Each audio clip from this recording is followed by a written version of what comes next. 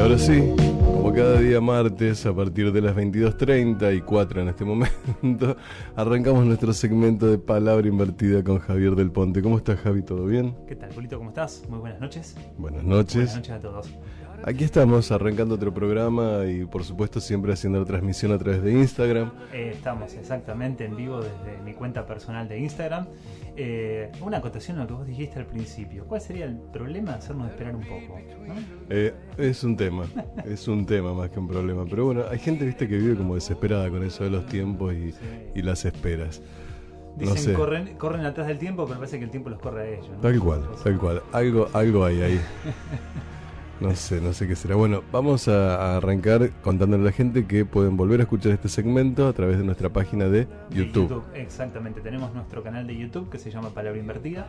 Así que bueno, ahí podrán revivir algunos de los segmentos que les haya resultado particularmente interesante. Y bueno, en todos casos dejarnos algún comentario, ya sea por la página de Facebook de Palabra Invertida o en los canales de comunicación también de la radio, ¿no? O Así por acá es, también, en el así vivo, es, tal cual. Uh-huh. Tal cual. Bueno, vamos a contarles un poco a la gente de qué vamos a hablar hoy. ¿De qué vamos a hablar? Bien, a ver. Nosotros hemos trabajado en varias oportunidades el tópico del consumo. Ajá. ¿No? Lo hemos abordado, yo diría, desde un aspecto teórico, a veces tocando la dimensión sociológica del consumo y otras veces tocando lo que podríamos decir la dimensión subjetiva del consumo. Uh-huh. ¿No? Estamos hablando del consumo de sustancias.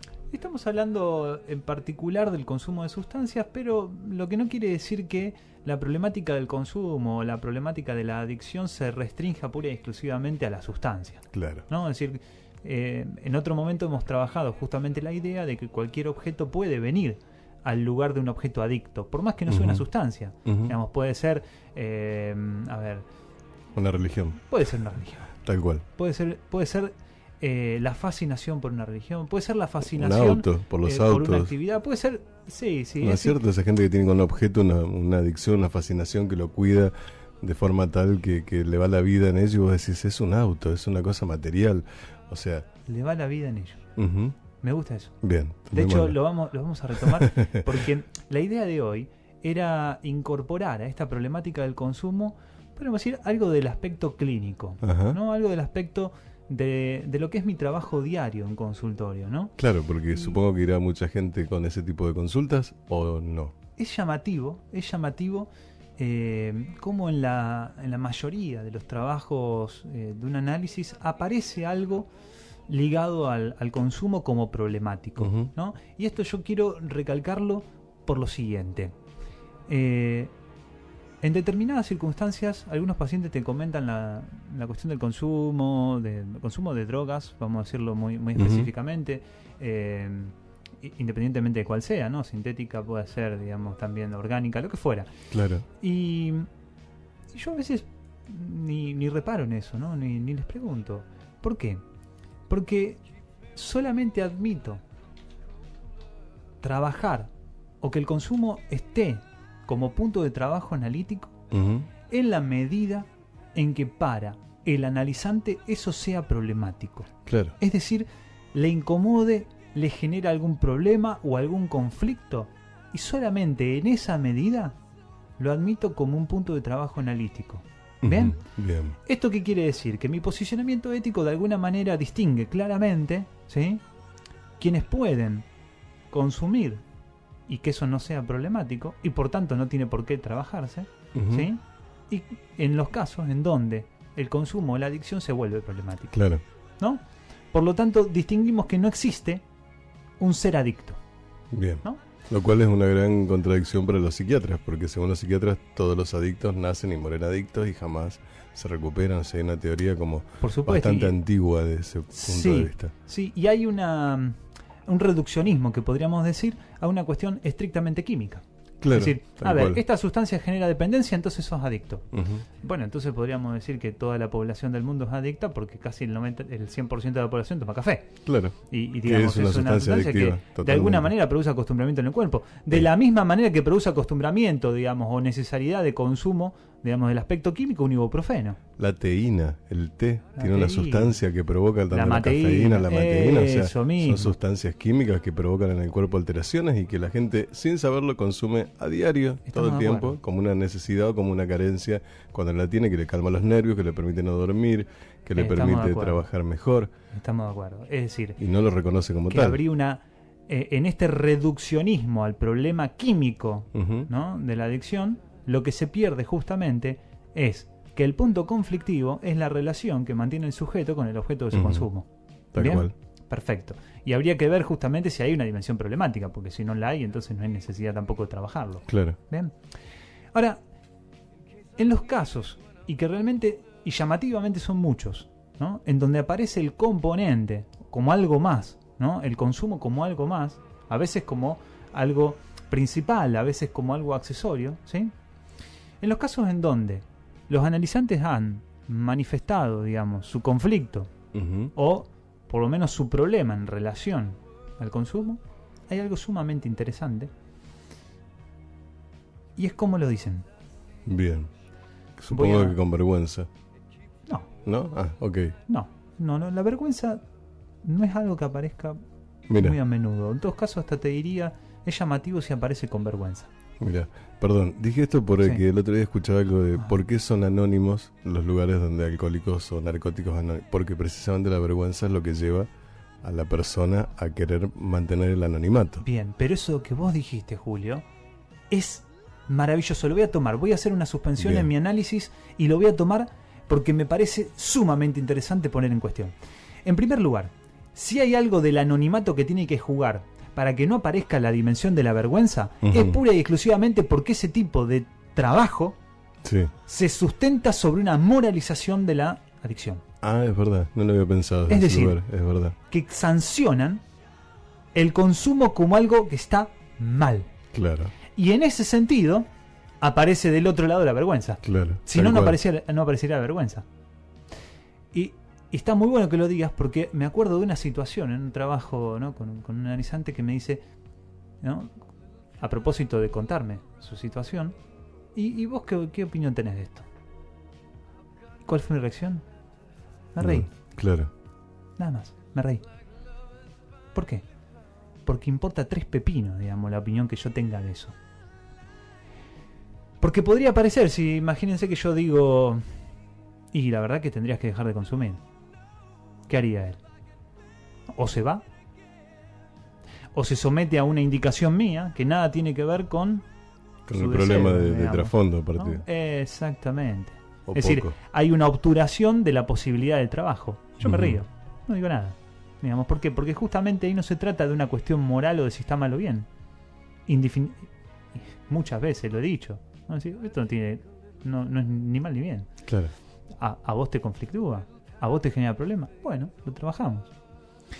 Por eso digo, la vergüenza solamente, y justo es llamativo, digamos, en este sentido, que no aparezca en mi trabajo, que yo no haya escuchado la vergüenza, porque justamente como no trabajo desde una posición moral, como sí lo hacen, digamos, otros dispositivos, no tiene por qué aparecer la dimensión de la vergüenza, o por lo menos digamos, no la he visto, o por lo menos no en estos casos. ¿Sí? No en estas situaciones particulares. Volvemos entonces, retomamos el camino, ¿no?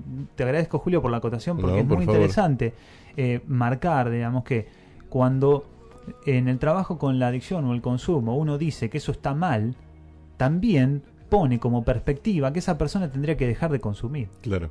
¿Por qué tendría que dejar? O que es una mala persona, porque también se relacionan los consumos de adicciones o las determinadas sustancias con el delito, digamos. Como que están haciendo algo que es un delito, porque obviamente a veces está penado por ley, de acuerdo a la sustancia. Eso, hay un deslizamiento social a pensar el consumo y la adicción en relación al delictivo. Eso mismo, sí. Bueno, la verdad que son aristas muy interesantes de esta problemática, ¿sí?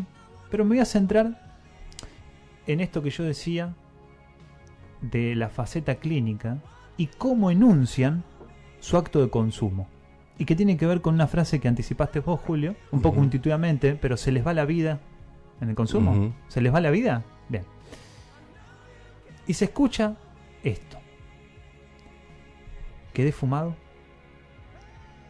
quedé porreado,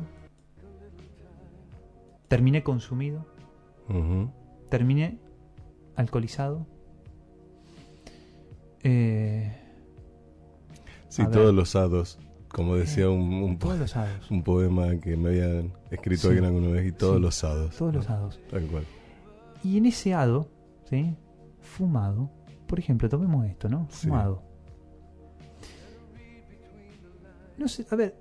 Narcotizado, mira, tenés narcotizado, extasiado, todos los hados, todo ensartado, todos los hados que se te ocurra entran dentro de la... Sí, pero este es particular. Ajá. Escuchémoslo, ¿no? A ver.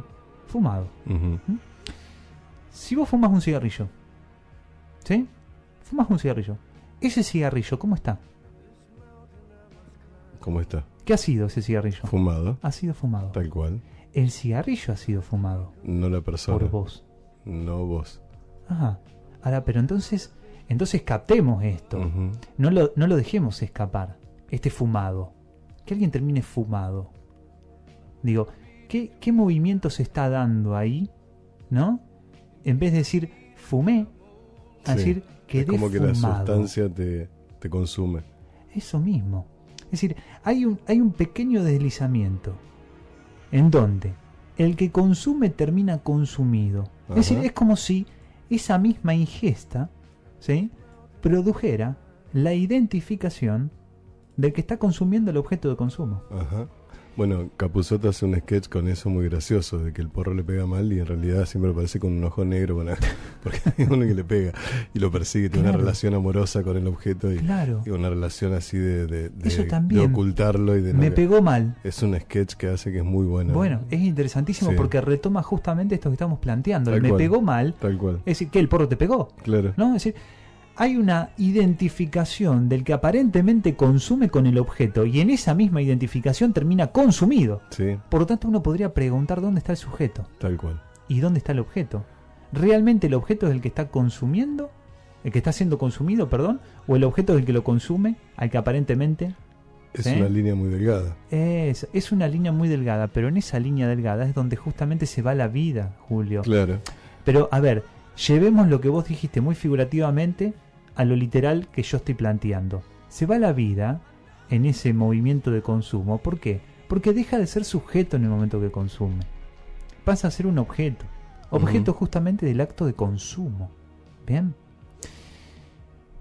Y en ese mismo acto, ¿bien?, en donde de alguna manera se identifica al objeto, si hay algo que distingue y diferencia al objeto en relación a un sujeto, es la presencia o la ausencia de una boca. Ah, mira. Bien. Objeto, animal o cualquier otra cosa que no participe boca en este mundo y que se diferencia del ser humano es que el ser humano tiene boca. Por lo tanto, somos seres parlantes. Y consumientes, porque no hay otro lugar por donde se consuma. También. Digo. Interesante, ¿no? Lo pensé, es decir, no hay otro lugar en el cuerpo donde lo que entra por la boca, ¿no? Entra por la boca. Hay lugares, pero bueno, vamos a dejarlo ahí. Esa metáfora la vamos a seguir trabajando en otro momento. Sí. Entra por la boca el objeto de consumo. Pero quiero seguir con esta idea. Somos seres parlantes. Es decir, si eso es fundamentalmente lo que nos diferencia de cualquier otra cosa que habita este universo, ¿sí? Sí. Es que hablamos.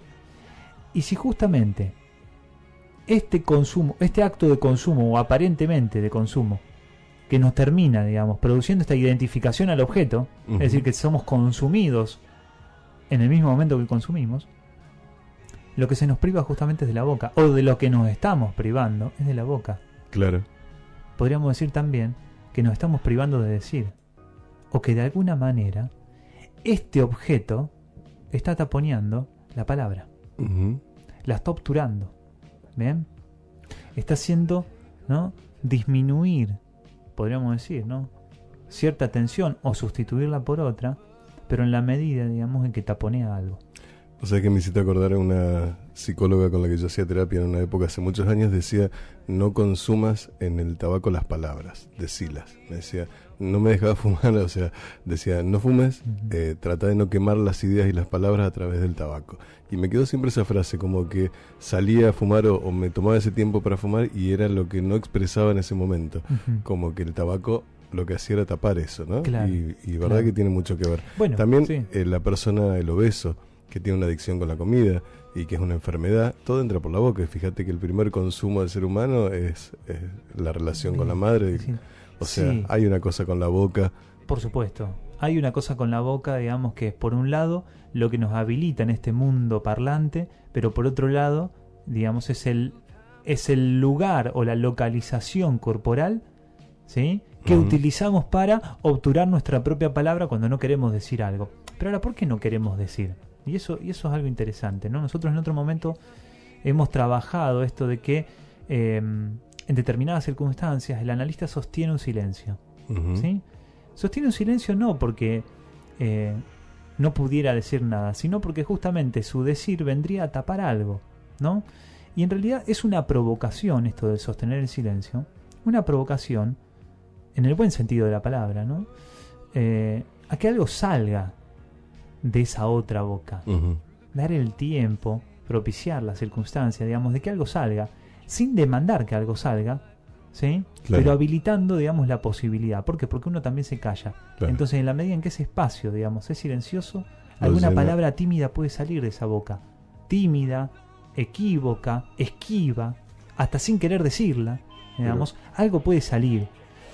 Y es justamente, digamos, en este punto en el que el analista se propone, ¿sí?, como un lugar vacío para que otro pueda hablar. Ahora, ¿por qué otro muchas veces, ese otro, ¿no?, ese otro analizante, ese otro paciente, se queda en silencio? Porque lo que va a decir, lo que diría y lo que no dice cuando consume, por ejemplo, o lo que no dice cuando realiza otras cuestiones, ¿no?, otros actos que vienen a esta lógica del consumo, de lo adictivo, es porque la palabra le duele.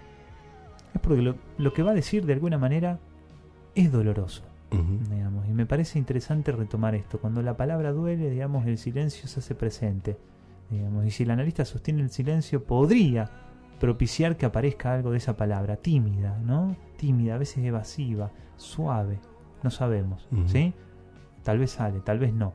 Pero es justamente una apuesta a que del otro lado algo se pueda decir. Me interesa mucho, creo que lo charlemos más adelante, el tema del dolor. Sí. Si es más fuerte el dolor físico o el dolor emocional. ¿Cuál duele más? Hoy escuché una mujer que dijo que le dolía tanto que alguien la haya dejado, que se apretó los dedos contra una puerta para ver si le dolía más el cuerpo, que me dijo, me di cuenta que me dolía más el cuerpo. Pero en ese momento tenés que tener mucha entereza, digamos, para entender.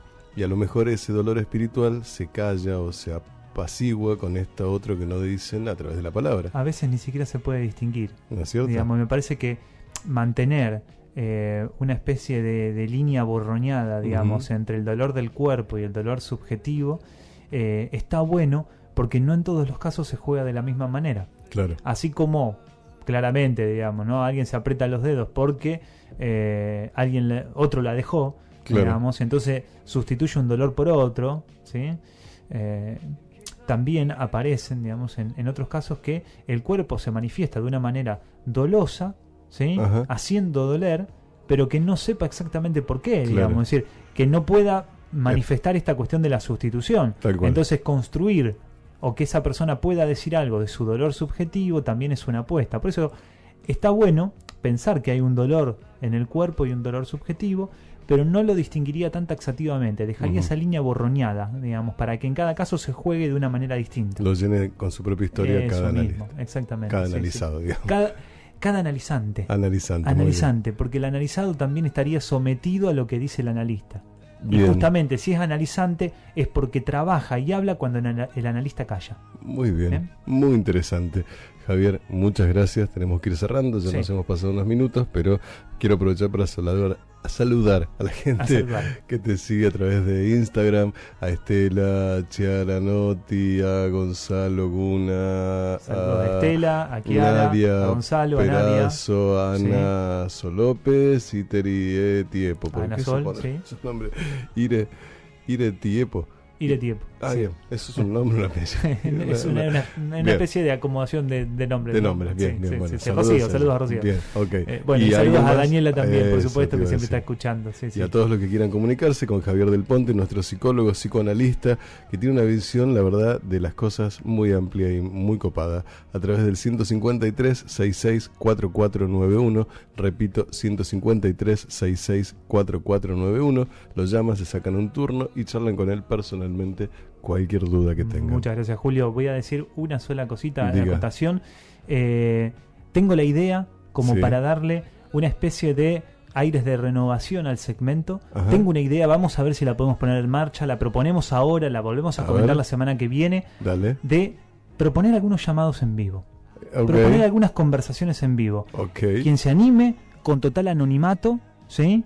Que se anima a contar algo, a dejar alguna anécdota y que podamos conversar un poco de eso, ¿sí? En un tiempo acotado, por supuesto, ¿sí? En un tiempo acotado. Bien. Contar algo y bajo el total anonimato. Bueno, bien, lo propongo. Espero las devoluciones, los retornos de esta propuesta. Anonimato, que sería elección de la persona y que por supuesto sería al aire, porque nosotros tendríamos que tener el teléfono para llamarlo. Digo, no podría ser anónimo, o sea, no podríamos sacar al aire una persona. Por supuesto, anonimato, digamos, en relación al aire.